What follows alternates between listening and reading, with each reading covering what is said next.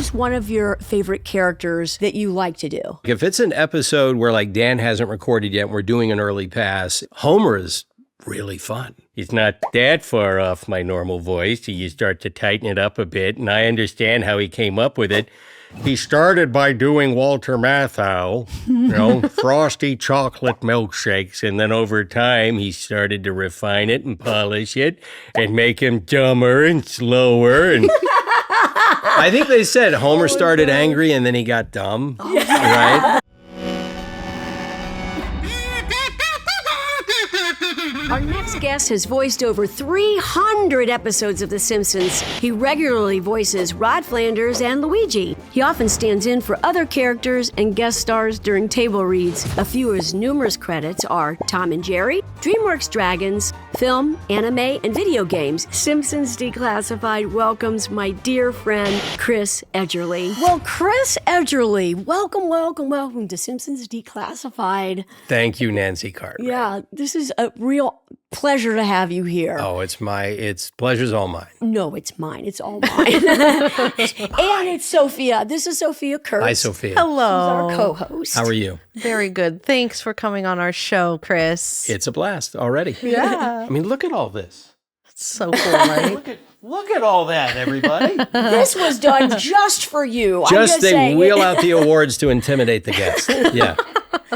No, listen, I want to roll back time just a little bit. Sure. And I want to go back about 14 years or so when you first came onto The Simpsons. If you can recall that time, because I sort of remember when you came into the room, because you were a new guy. Yep. We knew that you were coming on because we need somebody to do the voices, like the temp voices at the table reads. Right. So I don't know that you knew how much pressure was on you.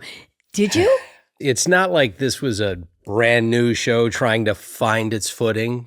Yeah. I knew The Simpsons, right? Yeah. I grew up in the 70s and 80s, and when The Simpsons first started coming on, I thought it was the greatest thing I had ever seen. Because, you watch the Flintstones, you watch the Jetsons. These are fun shows, but they didn't do the things The Simpsons did. The Simpsons took everybody off guard. Yeah. And when it started airing as a regular series, I was in college, and our dorm room, we would have this communal TV room at the end of the hall. Yeah. We'd all watch The Simpsons. And I just loved it. I wouldn't miss an episode. And then 20 years later, I get a call from my agent. Okay, there's an audition for you. You got to be able to do these particular parts, have them all ready, and then you're going in tomorrow. Now, a lot of people would have freaked out at that. But I started out in stand-up, and I used to do Simpsons impressions on stage. Easy laugh. Easy laugh, obviously, if you can do Homer and all that stuff. And the crowds loved it. I watched a couple of clips here and there. I thought, okay, make sure I can do this. How does Homer laugh? Oh, hey, I just did one earlier.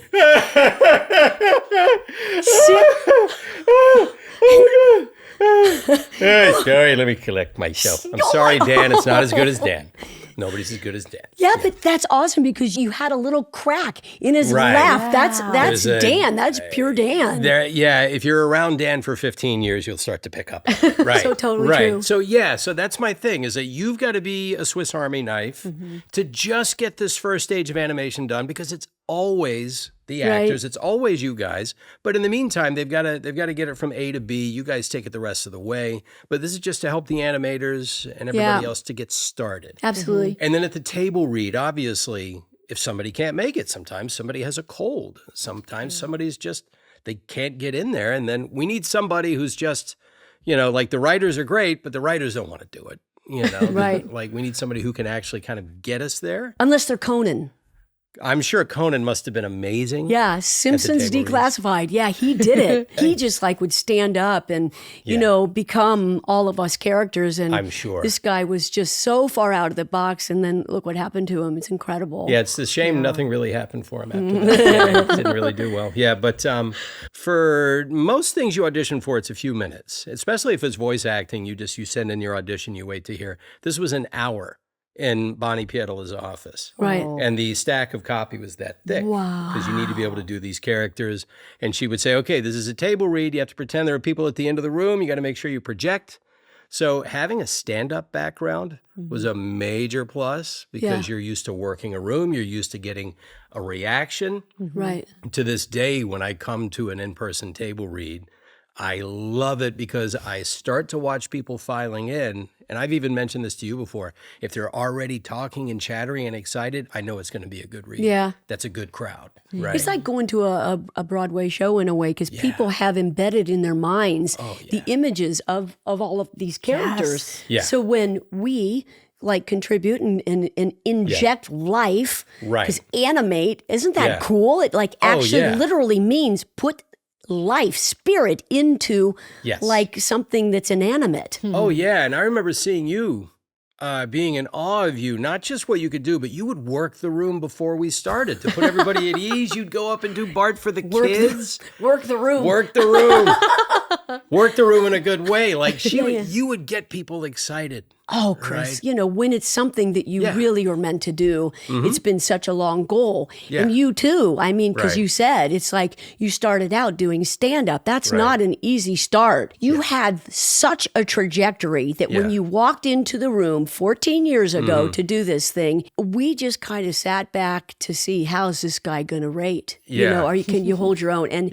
Chris, it's just, you blow me away because I am checking out. Was that Tress or is that... You know, is that Chris Edgerly? It's easier. Like I always joke with them. Bart sounds, when I do him, Bart sounds kind of like a 55-year-old man. So I try to match your cadence. I try to remember what you did at the read. If I'm doing like an animatic for it, I'm trying to remember what was the beat she hit, what was the kind of read she did. Wow. I try to take those mental notes because that, you know, they need at least that timing, you know, and then later you guys are going to put your spin on it, but it starts at the read. And I love to hear what you guys do at the read because that's going to help me if I have to do something, you know, to get everything started. Right. That first day, my wife will tell you, I didn't get to sleep for the first 2 hours. Like, because I found out, like I read Friday and I found out Saturday, okay, you got it. They're messengering a script. Wow. And on Monday, I'm walking into You're in. Yeah, I'm in. And I'm in the green room, and there's Dan, there's you, everybody was really welcoming. Everybody's very friendly. Good. But that first, like, they don't tell you the rules. Like, Ian was directing us. Okay. So here's Ian, big, tall drink of water. Yeah. And I've got the first seat next to him. We do a take, and, like, I know I'm filling in whoever's not there, right? And then after the first take, Ian says, oh, yeah, Chris, by the way, we're going to do 2 full takes. And after that, you're just going to truncate takes 3 and 4, and you're going to give everybody a cue. Okay. All right. Take 2. Whoa. Like, yeah. Oh, yeah. Sure. Yeah. Of course. 4, 2, 3, whatever. You know, just don't admit you don't know what the hell's going on. Right. Just to figure, all right, I at least know what this show is. So grab hold and hang on. Right, but you eventually started to feel a little bit like a part of the group. Yes, absolutely, absolutely. There was a funny joke. I remember once I talked to Matt Groening after one of the table reads, and Gigi was with me, and I know Matt loves comic books, and he loves music, and we talked to him for a minute. And later I got a call from Bonnie saying, look, just try not to hold Matt up after the table reads because he needs to get to the writer's bungalow, you know, and say, even though he loves chatting and all that, it's just try not to hold him up. And I said, oh, I had no idea. And she said, oh, well, we didn't tell you anything because we didn't know if you were going to last. And I told Gigi, I said, baby, I love this business, but if you weren't neurotic before you get in, it's going to turn you neurotic. It's like, what rule did I just break that I was not aware of? And this is like 13 years ago. Yeah. Okay. Yeah. To this day, when the table reads over, I'm like, get out of everybody's way. Don't hold anybody up. You got to be a quick study. That would have been so scary. Like, well, this is a machine, right? I'm this little tiny piece in the machine. So you got to understand the machine needs to work. Right. You know, and it works really, really well. Well, and it's interesting because fans that are watching this show, and especially fans that are interested in voiceover work as a profession, the support that you get, as long as you have that kind of support, you have Gigi for sure, and us witnessing, like, you guys have 2 kids, and it's kind of, we've gone through so many things, marriages, divorces, kids. I'm a grandma. It's like, it's a long time that we've been together, and you are definitely a big part of our family. Well, I'm thrilled to be a part of that family. Well, cool. Yeah. Cool. That's beautiful. And Chris, can you tell us a little bit more? You kind of walked us through your first time like auditioning and being there. What's been like, your personal experience seeing this show grow and change? It's been almost 15 years for you. What's that experience been like? It's amazing because obviously the cast, just getting to read with you guys. And on top of that, to see how they've added a couple of people to the cast now, like Kerry Washington now is Bart's teacher. And, there's no replacing Marsha Wallace. She was unique, but Carrie's a pretty formidable talent. I know she brings her thing to it. And now we have Jenny Yokobori and we have Tony Rodriguez and we have these different voices in the room. And you see writers come in like Brothy and Christine Nangle. I like to call her, I said, Nangle, if we were in France, I would call you Nangle. They're just, I love seeing the show remain this institution, but also it turns over new soil. Yeah. Gets new ideas in, you know, what you want to do. You want to keep things as fresh as you can. And I love seeing the show watch these things in the outside world happen and say, all right, we're going to grab that and comment on that. I think the Simpsons' strength has always been the satire of it. How they love to send up things. And they're always finding new targets. And it doesn't matter. Oh, we're owned by Disney now? Let's take a shot at them. Why not? I love seeing that happen. Realizing that I'm this little tiny drop in that tsunami that just keeps rolling. It's amazing to see It that. is, yeah. I don't know how far back this went, but it's been a few years, but all of a sudden, a lot of the attention got put on how the Simpsons writers are doing these predictions. Yes. Oh, yeah. I get asked that. I know you must get asked that. What's the next prediction? I know. It's like they're time travelers or crystal ball comedians or something. And it's like, have you ever put any attention on that? And like, what is your most favorite kind of out-of-the-box sort of prediction that they established? Well, I have two theories, and I believe both of them, if that's possible. One, if you predict enough things, something's going to happen. Something's going to come true. And it's a volume business, this prediction, because the show loves to throw a lot of things at the wall and see what sticks. Yeah. But number two, we got some really smart people in that writer's room. These are some big, big brains. There's some beautiful minds in that room. And I think they just see the world differently. I think maybe they see the Matrix a little bit and they kind of see the way things are going. And okay, maybe we're going to have this reality show host as a president one day. They kind of called that shot. 100 days in office, so many accomplishments, lowered my golf handicap, my Twitter following increased by 700, and finally, we can shoot hibernating bears. My boys will love that. But at the same time, these guys, not only do they know media, they know the world, they also know the trajectory of things. You know what? Maybe we are a society that's eventually going to elect a reality show host as a president. Twice.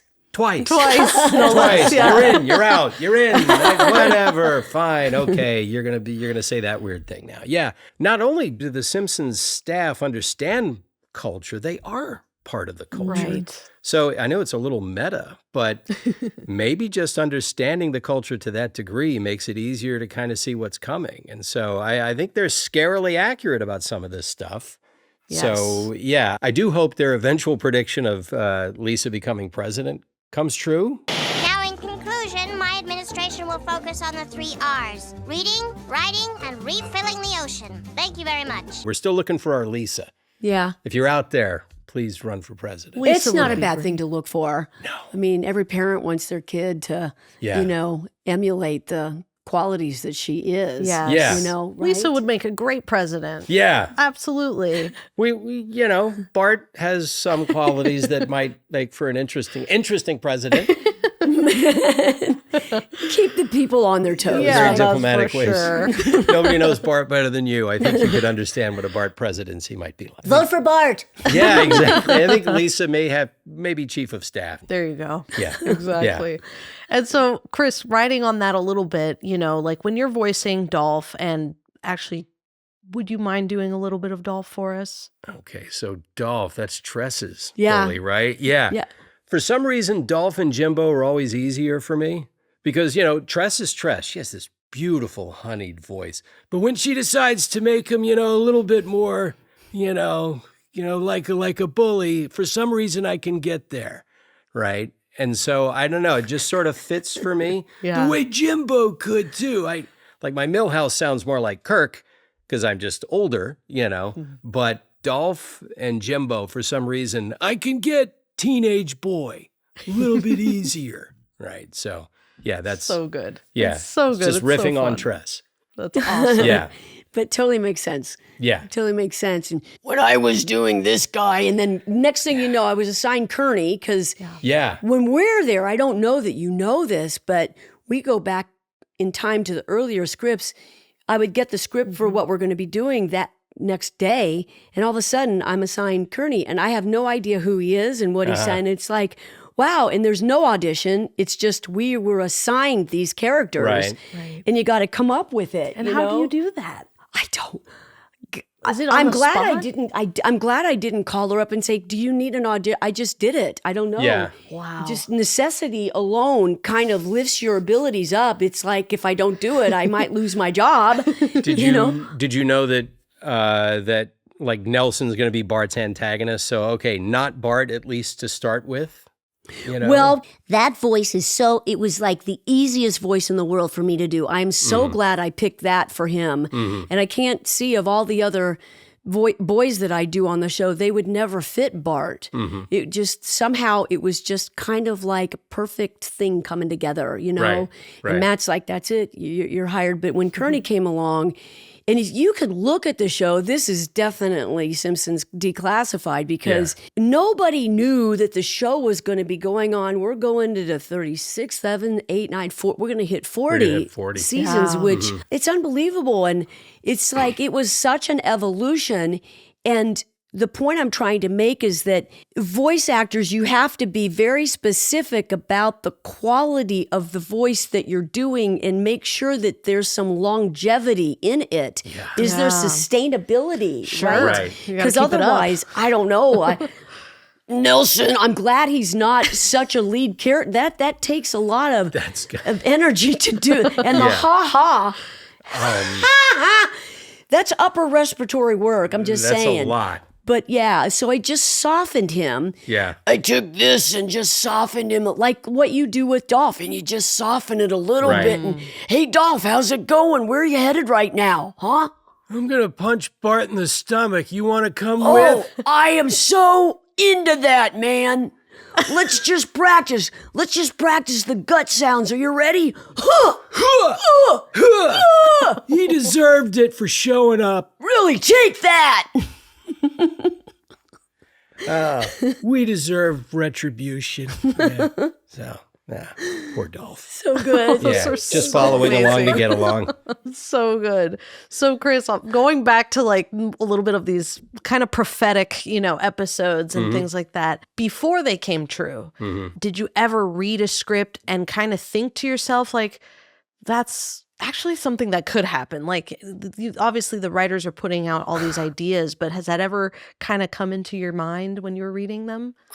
Years ago I might have said, oh, maybe there's only one or two examples, but the way the world's going, I don't know if anything is impossible. I think almost everything is on the table now. Yeah. Seriously, with the way that apparently Canada is supposed to be the 51st state. That honestly sounds like a writer's room joke. Right? That the president would say, they're going to be the 51st state. I think we'll love you, we'll cherish you. And I just thought that would be something that they would put a bunch of index cards up on the wall. What do you think he's going to say? I don't know. I think maybe annexing Canada. No, come on, man. Let's keep it in the realm of the possible.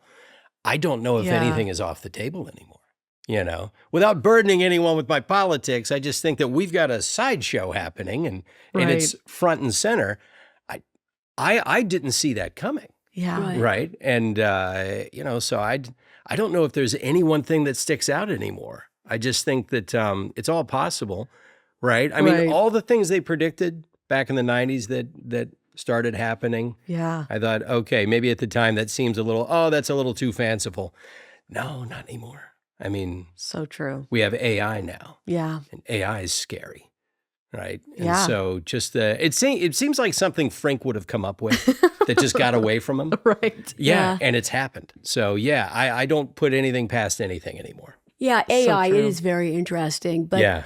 AI will never get the soul. The real live communication is where it's at, Yeah. you know? Hank said it best. He did. I think there's a humanness that the AI can't do right now, at least vocally, and may never be able to do, that involves a character's motivation, certain emotions, subtleties of physicality, facially or otherwise, that add up to a human being. I mean, who's better than Hank to carry that message? Who can create those characters the way he did? And Yeah. he just showed that, yeah, AI can maybe replicate what I'm doing, but it doesn't have a soul. It doesn't have a Right. lived experience. You can try and program a lived experience, but it's just not human.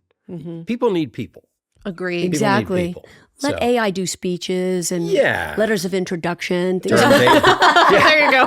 term Describe papers. scenes. term papers.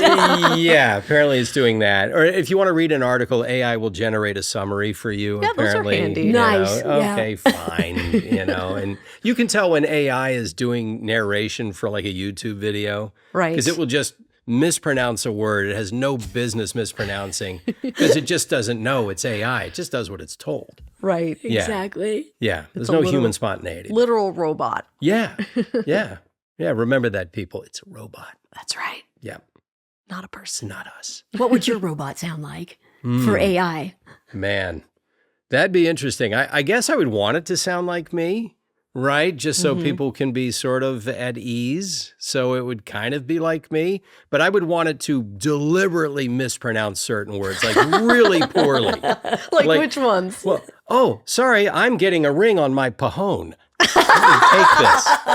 I have to take this call. Yeah, something like that. It's like, Yeah. oh, okay. I thought that was Edgerly for a minute, but It was just No, his stand-in. I am Chris Edgerly's AI. You know, something like that. It's like, yeah, but can you do that, AI makers? Can you put in the obvious trip up so we know we're talking to Yeah, AI? no deep Just- faking around here. Please, no deep fakes. Yeah, no more. If they had me to do it, I would call Tress. Oh, really? That's what I would do. I'd say, Yeah. yeah, because she would nail something like that. Yeah. Yeah. She she's probably perfect. would. Yeah. She doesn't have time for that. She doesn't suffer fools well. No, Yeah. no. She would not suffer AI well. Let's do an improv. Let's do Sure. another improv. Okay.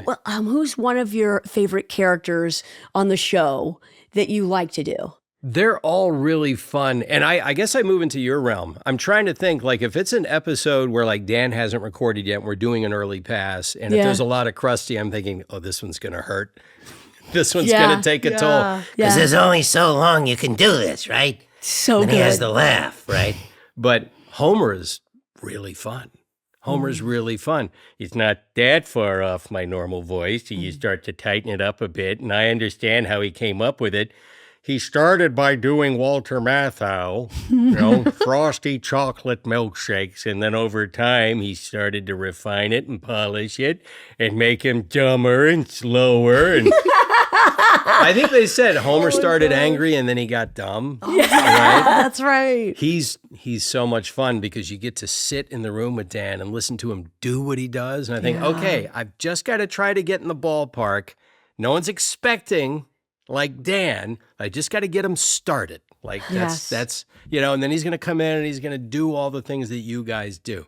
He's a lot of fun because he's just caution to the wind. Homer is just fully himself. Right. And how's Skinner for you? Oh, this was a Skinner heavy day. We had a great episode with Skinner.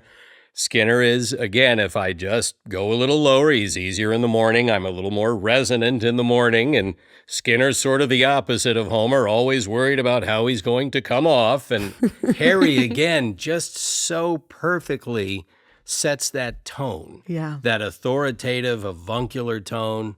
And he's stiff. He just never gets the joke.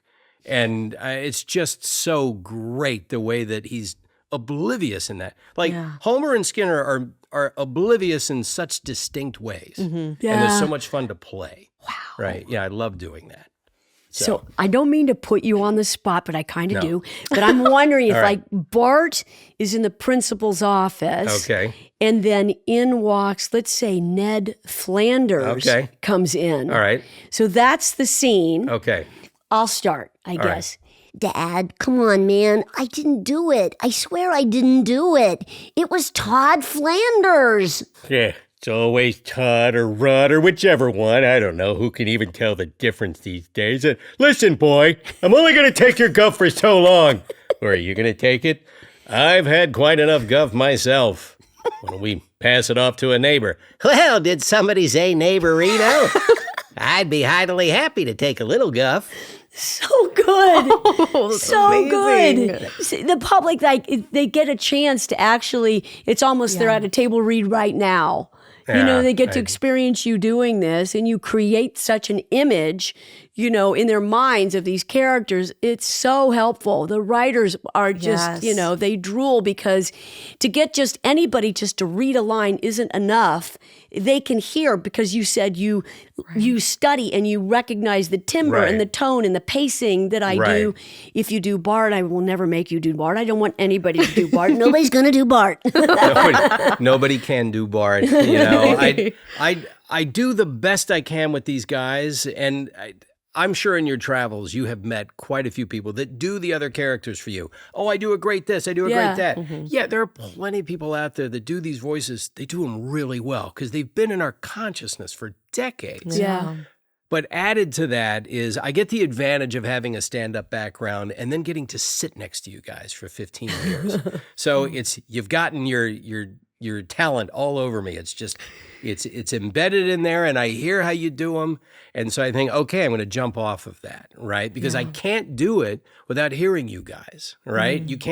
You came up with these characters. So all I'm doing is taking it and I'm just running with it just enough for the writers to go, okay, that's the timing we were looking for. Got to make sure the joke works. And so, I can't do Homer or Ned or Skinner without Harry and Dan making those guys who they are. And that's all I'm doing. I'm this mimic who is trying to make it as organic as possible for a very brief period of time so the writers can get it to the next stage. And then those guys come in, you guys come in, and you just take it to what we see on the screen. You're beautifully humble, I gotta say. Yeah. It's Thank just like, you. it's very appreciated what you do. It helps it helps the show, and that's the whole idea. That's right. I think of myself, I'm a Swiss Army knife. I'm versatile, available, and quick. Like, get it done. We got other stuff to do. We got other people to record. Let's get them through it to the next stage, right? I'm a part of one stage of production, and you guys are this massive next phase of it. And sometimes very often when I get in, you've already read. Like you're an early reader. You get in there sometimes and you've already recorded. So it's all right, no Bart today. I'm like, whew. All right. Because I really do try to get up there a bit, and it's just because it helps me match what I think your cadence is, and what I've heard you do. So a lot of times, like Nancy's already read, I'm thinking, all right, it's going to be a little easier on me today. Yeah. So your Bart is quite safe. Oh. Trust me, it ain't going to be me. Yeah. Well, thank you for that. Yeah. Okay, so we're going to put you a little on the spot Sure. with our next game, Chris. Okay. The next game is Wheel of Voices. All right. Let's do this. You're so game. You're so game. Yeah, why That's not? awesome. All right, so this, we're going to have Nancy spin it. Oh, man. And then whatever character we land on, you're going to do an impression of that character or that actual human being. Okay. Some of these will be fun. Some of these will be an embarrassment, but let's try. Are you game? Oh, yeah, absolutely. All right. Always. Here we go. Spin. Oh, is that? Okay, from SpongeBob. Okay, let's see. Is he the one that sounds like this? I remember my kids watch the show and I get it from a distance as I'm fixing lunch. Yeah. So good. You must be. Do your kids, do they love it when you do voices? Do they? It's funny. Or you just dad? I just sort of, when they were younger, I did it a lot more because it's a great way to get their attention and make them laugh and all that. And now it's oddly enough, we'll come up with our own. Like, I'm sure you come up with voices that you just do for your kids, right? Well, when I did it, when they were really little guys, Right. like the show came on the air about the same time. My Okay. daughter's 35, my son's Oh, 33. So okay. in the early 90s, I didn't Right. watch the show much. Right. But when I did, they're like, no, just be mommy. They Right. didn't want me to do it. And that was that. And they just really just wanted a hug and a squeeze and some hot chocolate. And Yeah, that's Yeah. kind of the way it is. It's like Yeah, okay, Dad, yeah, we get it. You do the, and our son is a voice actor now. So Oh, he wow. just, some of it is because he saw what a cush job that Dad has. It's like, oh, you're in your pajamas half the day, right? Oh, So he wow. wanted to do it. So now I kind of encourage him. So, if you got a voice, let's hear it. Let's hear Yeah. it. So and he's 12, 13? he's How- going to be 14. Oh, wow. Yeah, he's 13 right Wow. now, and he started doing it. He joined the union at 6. Whoa. I joined at 30. He joined at 6. Got a little head start. But Mama is a professional singer and performer, and Dad is a professional jackass, so he's bound to have, and our daughter's an artist, and she does a Wow. little voice stuff too, but so when I do a voice for them, I know they enjoy it, but at the same time, they're almost like grading it. It's like, oh, okay, that's not bad. It's like, I don't It's think like a there's 7 out of 10. Yeah, it's like B minus. Okay, I don't know if they're as impressed, as your random kid on the street would be. Yeah. Yeah. Let's do another one. Let's see what the wheel has. Here we go. Oh God! Just the one that there's just no way. We had to put him in there. Come I know. on, man. Let's hear you duplicate that. Oh. Eat my shorts. Eat my shorts. Come on, man. So I sort of do him a little bit like this, because sometimes he can do this or this, and so, but I can't hit your heights, but I know sometimes he has that cadence, and, so. Sometimes it can hit that cadence. Sometimes I take it up like this. That's pretty good. How about? It's good. You got the rhythm. Right. That's the Yeah. whole point. It's the Exactly. rhythm. Trying to do your voice almost puts me in that rhythm.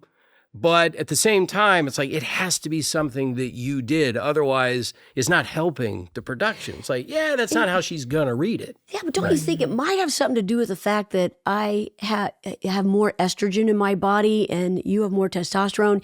I Yeah. think it just, I've never heard a dude be able to do Bart.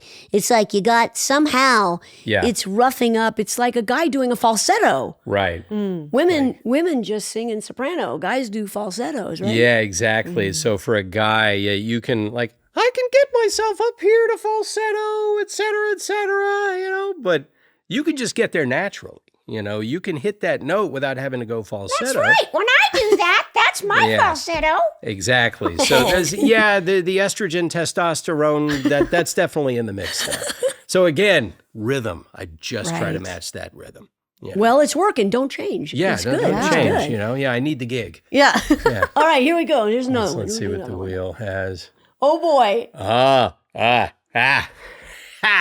You see, one of the things I like about Jeff Goldblum is, there's a certain cadence that doesn't have to make any sense. As somebody who's just sort of amusing himself, and settles on his own. Yes, I don't. What have you? We're going to spin the wheel some more and see what it has in store for us.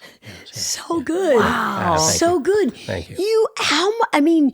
Did you studied him from watching the film, watching interviews, watching little bit. films? Oddly yeah. enough, he did a movie. He did it with Alicia Silverstone, and I can't remember the name. It was sort of a sci-fi movie. It was the first time I think I really got hit with a Goldblumism. He was doing a little press for the movie, and he said, there are things about the movie that I think people are going to find scary. Like that. I thought, what are you trying to scare me with your description of the word scary? And I thought, he has that thing. Yeah. And then when he did The Simpsons, he played Troy McClure's agent. Right. And Troy said, when are you going to get me some work? Ha, you. Jury duty is work.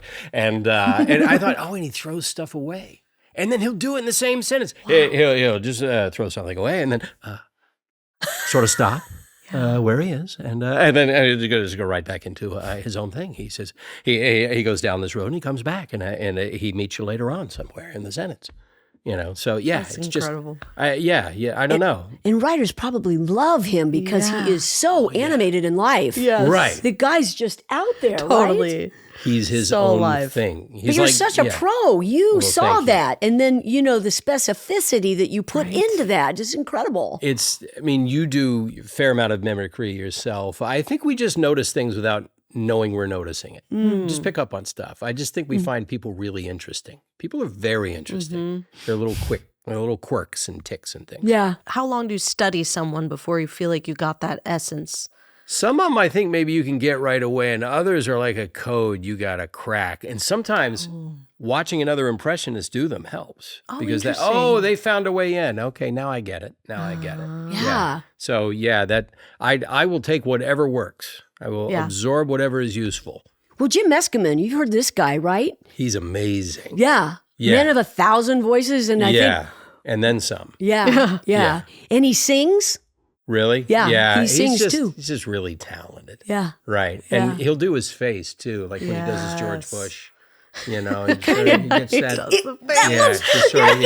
That's so good. You got it too, Chris. Can't really get there until you're squinting, trying to find the answer in the back of the wall. Yeah. Right. So there it is. That was what I was going to say. Okay. Yeah. Yeah. There's so many different ways to get there. So good. So good. Should we do another one? Sure. Let's do it. Bring it. Oh, I was hoping Banderas came up. Now, this is the thing about Antonio Banderas, is that he is very Latin, right? And his voice is very smoky and sultry. And so he has his own quirks. He is not quite like the Jeff Goldblum, but he has times where he can sort of think of something to himself and then toss it off. Right. And so I remember seeing him in the movie Desperado, right, which I like very much. Any movie where Salma Hayek is in the movie, I am watching the movie, right? But he's on the phone and he says to his friends, how fast can you get to Santa Cecilia? And I thought he tossed the sentence off, but he does it Latin. So he makes it very, very interesting to me. Right? It's a chance to be sexier than I am in real life, right? So you embrace it, right? Like Antonio. So good. It's a double whammy. It's Puss in Boots and Antonio Banderas. It's like, are you my hero? For you, baby, I could be. Right. Love that guy. Oh, it's awesome, Chris. That's so cool. Can we do one more? Yeah, one more. Of course. You never know. Let's see who you got. Let's do. Who we got? Oh, there you go. Okay. Let the record state, though, that that the two best Michael Caines have been established, and it's Steve Coogan and Rob Brydon in The Trip. Oh. Those guys do the best Michael Caine I've ever heard. They have a Michael Caine off. Oh, wow. But mine's not bad. Right, the first thing for me when I do Caine is because I don't have as many years smoking cigarettes and drinking alcohol as Caine does, so I can't get as low as he is. But when he goes up, I can do him. Like, if you see Victory, if you see that movie he did for John Huston, he did it with Sylvester Stallone. He was slamming it, right? But he said, Hatch, stay on the bloody line. Stay on the bloody line. You're a goalie. Don't get out of the goal. How'd you like to play football with the Germans? So that guy I can do him. Angry, younger Michael Caine. I can get there, right? Especially if you give me a pint. Right, but not a pint of ale. It's got to be a pint of vodka. I got to get there. He's working class. So yeah, that guy I can do. That's so good. Bravo. Thank you. Thank you. Good. So good. Right. We could do this with you all day. Yeah, Seriously. totally. Seriously. We have some questions from the fans for you guys. I'll read them. This is our handy dandy. Check this out. Do it. Declassified. Goes up. Okay. It's got some Top answers in there. secret. I like it. Top secret. Our eyes only. All right. So, first question is from our YouTube audience. This is at Complex Cortex. Shout out Complex Cortex. The question for you guys is, what's your favorite opening sequence couch gag? Do you want to start, Chris?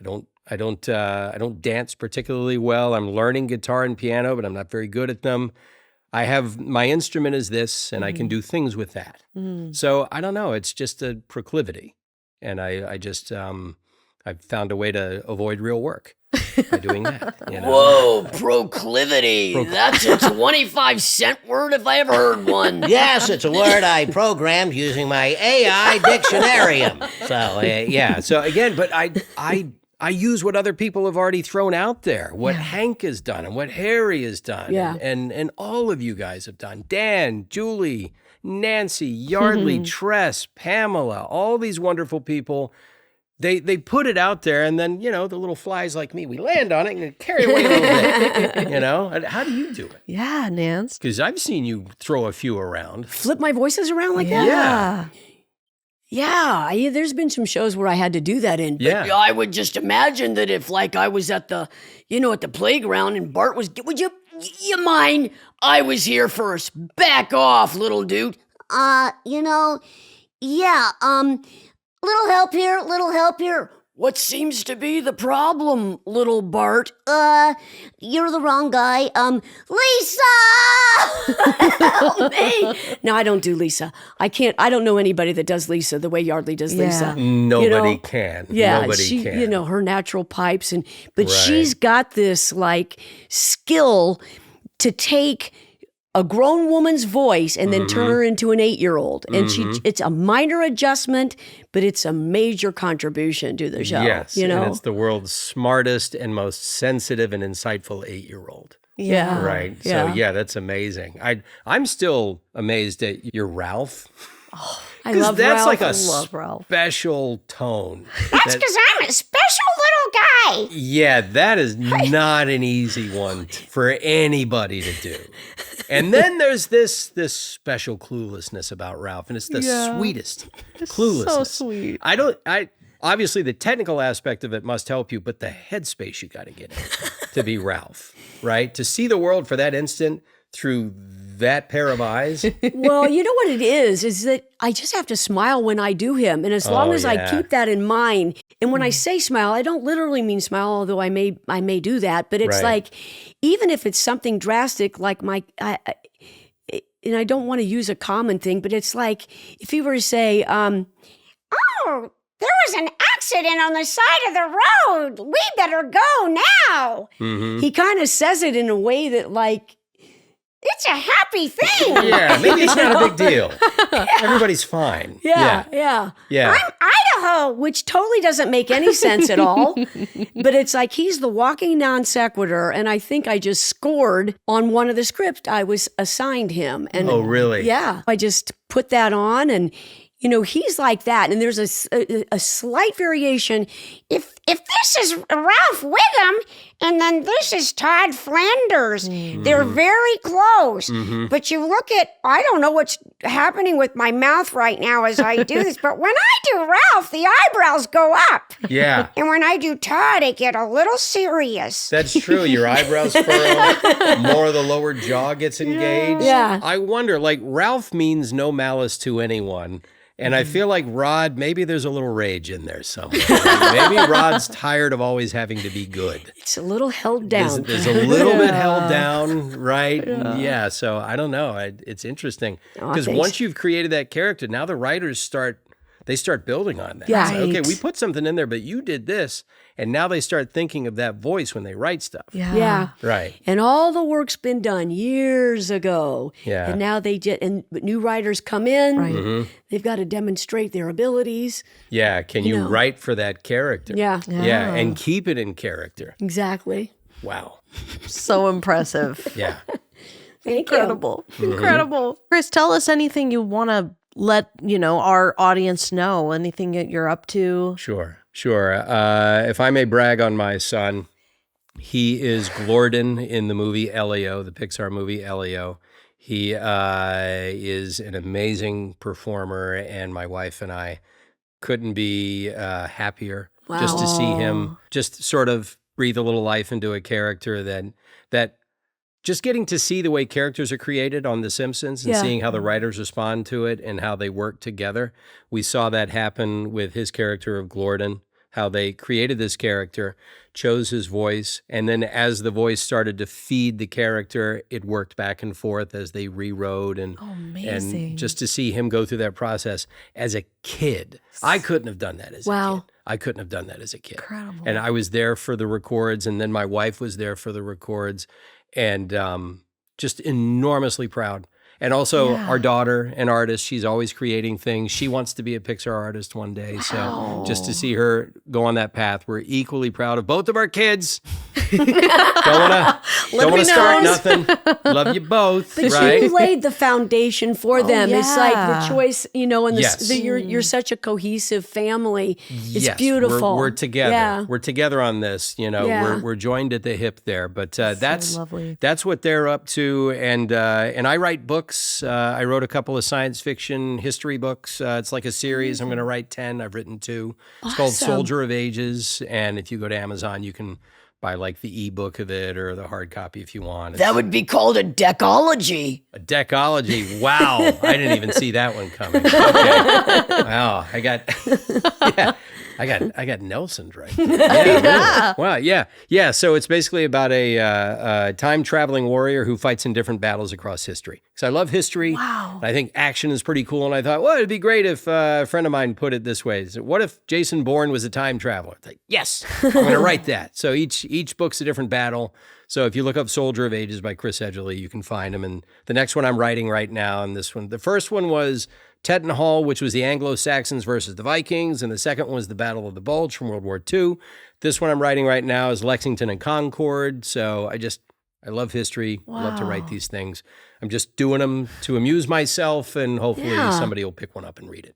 That sounds fascinating. That's what I'm up to. Awesome. Yeah. That's so cool. And then the rest of the time, I'm trying to sound as cool as these lovely people on this beautiful show. The greatest gig I've ever had.